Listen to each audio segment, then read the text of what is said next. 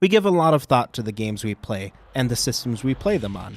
Often, though, we pay no mind to the part of the gaming experience we touch every time we boot up our old NES or a multi-$1,000 gaming rig. The piece of gaming tech we interact with directly, the controller. Hi, I'm Jacob from Gaming Buzz, and today we are looking at 10 of the best controllers ever made. We have some extra rules this week. 1. No third-party controllers.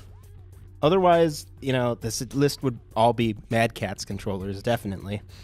Second, the controller must have been bundled with the console it came with at some point, meaning no fight sticks or Steel Battalion controllers.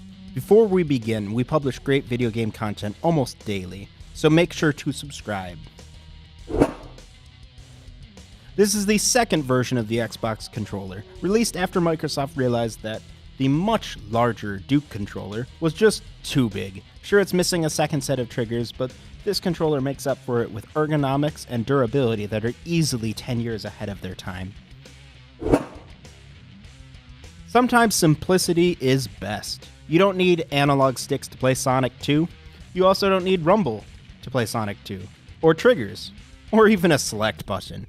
You just need a simple yet durable 3-button pad.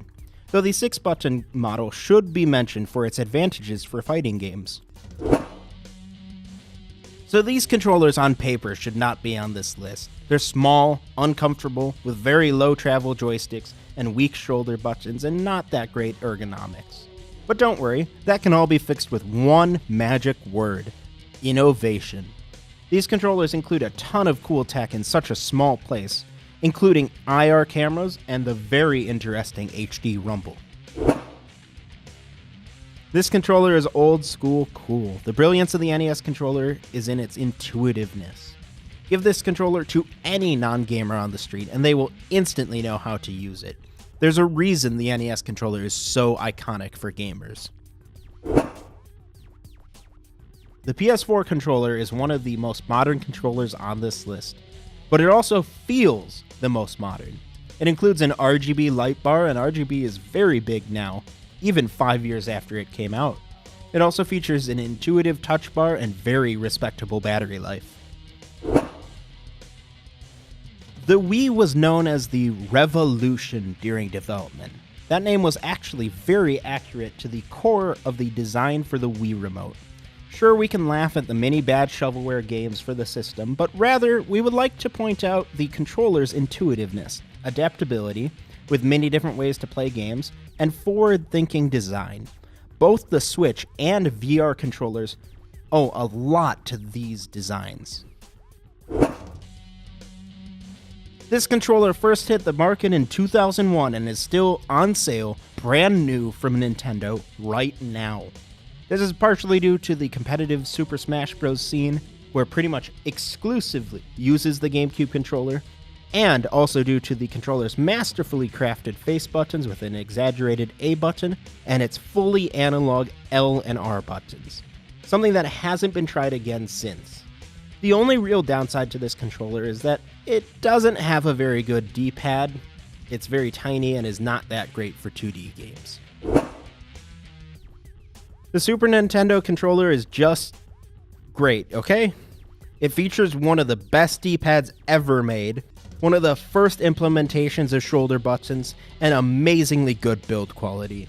It's even better if you have a Japanese or European controller with the multicolored face buttons, compared to the US's purple and lavender. This entry includes both the original D-pad only model and the world-famous DualShock design. This controller takes a simple design that is very reminiscent of our previous entry, the Super Nintendo, and brings it into the modern age. Pretty much every major controller released since owes a lot to this design. Christian, Darian, and I all agree unanimously that the Xbox One controller is the controller to beat. And when do we ever agree on anything? This controller has the best ergonomics I have ever used, the best D-pad of its generation, great triggers and face buttons, battery life, and on and on and on and on. In my opinion, there isn't much Microsoft can do to improve this design. They hit it out of the park with this one. So that's our list. What do you think? Did we miss your favorite controller? Was our list way off? Let us know in the comments below and on our Discord server. If there's a top 10 list you would like us to do in the future, let us know, and don't forget to subscribe.